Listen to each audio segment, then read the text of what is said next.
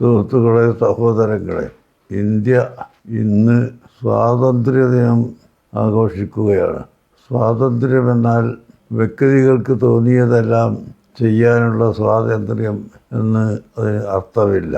മറിച്ച് നമ്മുടെ മുൻഗാമികൾ വളരെ ആലോചിച്ചും ചിന്തിച്ചും എഴുതിയുണ്ടാക്കിയ ഇന്ത്യൻ ഭരണഘടന, ഇവിടെ വിവിധ മതക്കാരും വിവിധ ജാതികളും ജീവിക്കുന്ന രാജ്യമാണ് ഇന്ത്യ. അതിനനുസൃതമായ ഭരണഘടനയാണ് നമ്മുടെ കയ്യിലുള്ളത്.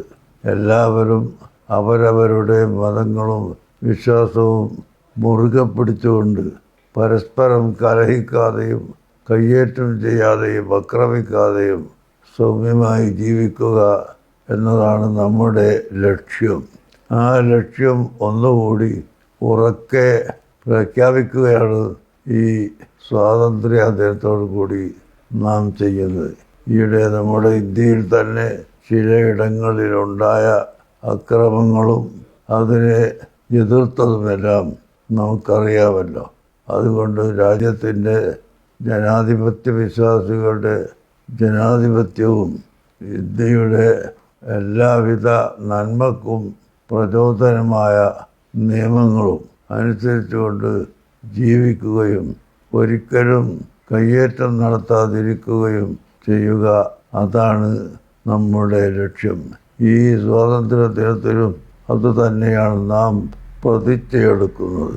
ഒരിക്കലും ഇന്ത്യയുടെ സ്വാതന്ത്ര്യത്തിനും ഇന്ത്യയുടെ സൽപ്പേരിനും കളങ്കം വരുത്തുന്ന യാതൊരു പ്രവൃത്തിയും അക്രമങ്ങളും ഞങ്ങളിൽ നിന്ന് ഉണ്ടാവുകയില്ല എന്ന ഉറച്ച സത്യപ്രതിജ്ഞയോടുകൂടിയാണ് ഈ സ്വാതന്ത്ര്യ ദിനത്തെ ഇവിടെ എല്ലാ ജനങ്ങളും സ്വീകരിക്കേണ്ടത് എന്ന് ഞാൻ ഓർമ്മപ്പെടുത്തുകയാണ്. കുഴപ്പങ്ങളും അക്രമങ്ങളും അഴിച്ചുവിടുന്നത് കൊണ്ട് ആർക്കും പ്രയോജനമില്ല.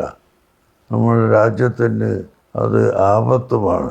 അതുകൊണ്ട് രാജ്യത്തെ കളങ്കം വരുത്തുന്ന ഒരു അക്രമവും അഴിച്ചുവിടാൻ ശ്രമിക്കാതെ, ഞാൻ നേരത്തെ ഉണർത്തിയതുപോലെ എല്ലാ വിഭാഗങ്ങളും അവരുടേതായ ആചാരങ്ങളും കർമ്മ പദ്ധതികളും മുറുകെ പിടിച്ചുകൊണ്ട് മാനസിക ഐക്യത്തോടുകൂടി ഇവിടെ ജീവിക്കാൻ ശ്രമിക്കുക എന്നതാണ് നമ്മുടെ ലക്ഷ്യം എന്ന് ഒരിക്കൽ കൂടി നിങ്ങളെ ഓർമ്മപ്പെടുത്തി എല്ലാ വിഭാഗം ജനങ്ങൾക്കും എൻ്റെ സ്വാതന്ത്ര്യദിന ആശംസകൾ അറിയിച്ചുകൊള്ളുന്നു.